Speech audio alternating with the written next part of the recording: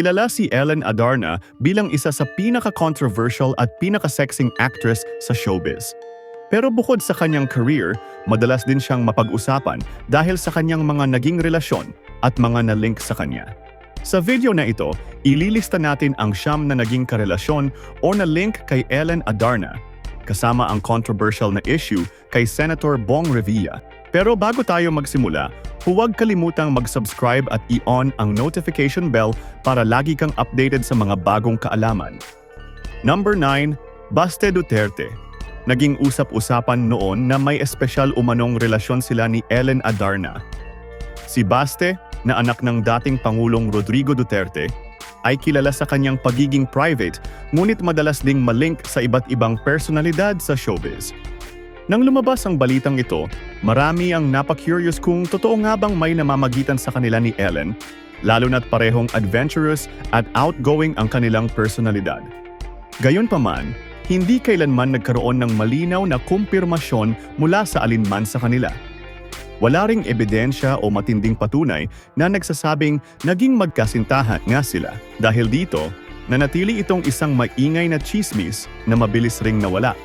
Kaya kung tutuusin, ang relasyon nila ay bahagi lamang ng mga rumors na nakadikit sa colorful na love life ni Ellen Adarna. Number 8. Raymond Romualdez. Naging mainit na usap-usapan na may relasyon umano sila ni Ellen Adarna. Si Raymond ay galing sa isang kilalang pamilya at kilala rin sa social circle ng mga celebrities at influencers. Naging controversial ang kanilang pagkakalink dahil bago pa man kumalat ang chismis, kaibigan ni Ellen ang kapwa actress na si Gwen Zamora na dati ring naiuugnay kay Raymond. Dahil dito, naging mas juicy at intriguing ang balita. At maraming netizens ang nagtaka kung paano nagsimula ang ugnayan ni Ellen at Raymond. Gayunpaman, walang malinaw na kumpirmasyon mula sa kanilang dalawa. Tulad ng ibang na-link kay Ellen, nanatiling chismis lang ang lahat. Pero dahil sa koneksyon at intriga na dala ng kanyang social circle, si Raymond Romualdez ay patuloy na nakalista bilang isa sa mga pinaka-controversial na rumored relationships ni Ellen Adarna. Number 7. Senator Bong Revilla. Lumabas ang mga balita at chismis na may espesyal daw na ugnayan ang dalawa, na di umano'y nanliligaw siya kay Ellen Adarna at mabilis itong kumalat dahil parehong kilalang personalidad sila sa kanilang larangan, si Bong bilang aktor at politiko at si Ellen bilang rising sexy star noon. Pero mismong si Ellen ang naglinaw sa isang interview. Ayon sa kanya, isang beses lang siyang tinext ni Bong Revilla at wala raw kahit anong malisya sa naturang mensahe. Binanggit pa niya ang eksaktong linya na, "Nag-text lang once, hindi siya nanligaw." Dahil sa pahayag na ito, napatunayan na walang namuong relasyon sa pagitan nila. Isang simpleng text lang ito na napalaki ng mga chismis, pero dahil sa bigat ng pangalan ni Bong Revilla, naging controversial at pinag-usapan ito sa mundo ng showbiz at politika. Number 6. Deether Ocampo. Kumalat noon ang balitang may namamagitan umano kay Ellen Adarna at sa veteranong aktor na si Deether. Sa panahon iyon, si Ellen ay nagsisimula palang magpasikat sa showbiz, habang si Deether Ocampo ay matagal nang kilala bilang leading man sa television at pelikula. Kaya nang mailink sila, maraming nagulat at napaisip kung may katotohanan nga ba sa kanilang ugnayan. Gayunpaman, nanatiling haka-haka lang ang lahat. Walang opisyal na kumpirmasyon mula sa dalawa at walang lumabas na malinaw na ebidensya na naging magkasintahan sila. Marami ang naniniwala na bahagi lang ito ng mga intriga at showbiz chika na madalas iugnay kay Ellen, lalo na't sikat siya sa pagiging palaban at prangka. Kaya hanggang ngayon, si Deether Ocampo ay nananatiling nasa listahan ng rumored relationships ni Ellen Adarna. Number 5. J.C. Intal. Kilala si JC bilang isa sa mga sikat na player sa PBA. At bago pa siya tuluyang mapangasawa ni Bianca Gonzalez, naging usap-usapan muna ang kanyang past relationship kay Ellen Adarna. Inamin mismo ni Ellen na naging sila, kahit panandalian lamang. Hindi ito simpleng chismis, totoong nagkaroon ng maikling romansa sa pagitan ng aktres at ng atleta. Ayon sa ilang ulat, nagsimula ang kanilang ugnayan bago pa man naging seryoso si JC kay Bianca. At kahit hindi ito tumagal, Marami ang natuwa na mismong si Ellen ang prangkang nagsabi ng katotohanan tungkol sa kanilang naging relasyon. Number 4. Philo Cucueco.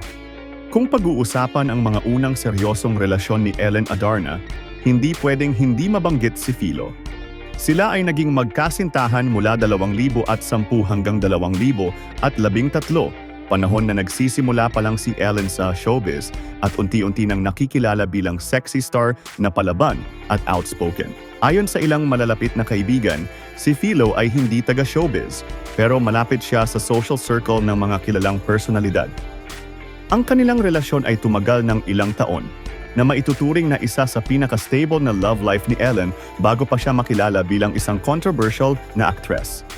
Dito nakita ng marami na kahit sikat at laging nasa spotlight si Ellen, kaya rin niyang pumasok sa isang tahimik at seryosong relasyon.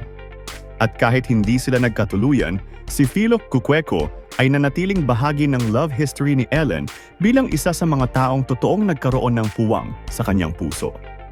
Number 3. Raul Olbes. Isa ito sa mga pinakakilalang relasyon ni Ellen Adarna bago siya mas naging controversial sa showbiz. Sila ay naging magkasintahan mula 2012 hanggang 2014 at sa panahong iyon, madalas silang makitang magkasama sa iba't ibang gatherings at social events. Si Raul ay hindi showbiz personality, pero kabilang siya sa prominenteng social circle kung saan umiikot din si Ellen. Dahil dito, naging visible at bukas ang kanilang relasyon sa publiko. Maraming fans ang nakapansin na seryoso ang kanilang samahan at may mga nagsasabing isa ito sa pinaka-mature na relasyon ni Ellen. Ngunit tulad ng marami niyang past relationships, nauwi rin ito sa hiwalayan. Kahit ganoon, hindi mabubura na si Raul Olbes ay naging malaking bahagi ng buhay pag-ibig ni Ellen at hanggang ngayon ay nananatili siyang kilalang pangalan sa love history ng actress. Number 2. John Lloyd Cruz. Ito marahil ang isa sa pinakakilalang relasyon ni Ellen Adarna at isa ring naging headline sa loob ng maraming taon. Nagsimula ang kanilang pagmamahalan noong 2017 sa panahong si John Lloyd ay nagdesisyon na lumayo muna sa spotlight ng showbiz. Kasama si Ellen, pinili nilang mamuhay ng pribado at tahimik, malayo sa mata ng publiko. Noong 2018, ipinanganak ang kanilang anak na si Elias Modesto Cruz, na hanggang ngayon ay pareho nilang inaalagaan kahit hiwalay na sila. Naghiwalay ang dalawa bandang 2019, ngunit nanatiling magkaibigan at co-parents para sa kapakanan ng kanilang anak. Ang relasyon ni Ellen kay John Lloyd ay itinuturing na isa sa pinaka-importanting bahagi ng kanyang love life, hindi lang dahil sa kanilang anak, kundi dahil dito rin nakita ng publiko ang isang mas seryoso at maternal na side ni Ellen Adarna. Number 1. Derek Ramsey ang tinaguriang The One para kay Ellen Adarna. Mabilis at parang whirlwind romance ang kanilang love story. Noong unang bahagi ng 2021, nakitaan na agad sila ng chemistry at ilang buwan lang matapos maging opisyal na magkasintahan, agad nang nag-propose si Derek. Marami ang nagulat sa bilis ng takbo ng kanilang relasyon, pero kitang-kita rin ang sincerity at lalim ng pagmamahalan nila. Noong Nobyembre 11, 2021, opisyal na silang ikinasal sa isang intimate ceremony na dinaluhan ng kanilang mga pamilya at malalapit na kaibigan. Simula noon, madalas silang makita sa social media na masaya at puno ng pagmamahalan. Hanggang ngayon, masasabing kay Derek na tagpuan ni Ellen ang kanyang happily ever after. Kaya naman, walang duda na siya ang number 1 sa ating listahan ng mga naging relasyon at na-link kay Ellen Adarna. At ayan ang 9 na na-link at naging relasyon ni Ellen Adarna. Mula sa mga rumored flings hanggang sa kanyang tunay na happily ever after, talagang colorful ang kanyang love life. Ikaw, alin sa mga love story na ito ang pinaka-naalala mo? I-comment mo sa baba. And don't forget to like, share at mag-subscribe para sa mas marami pang showbiz countdowns. Maraming salamat po sa panonood.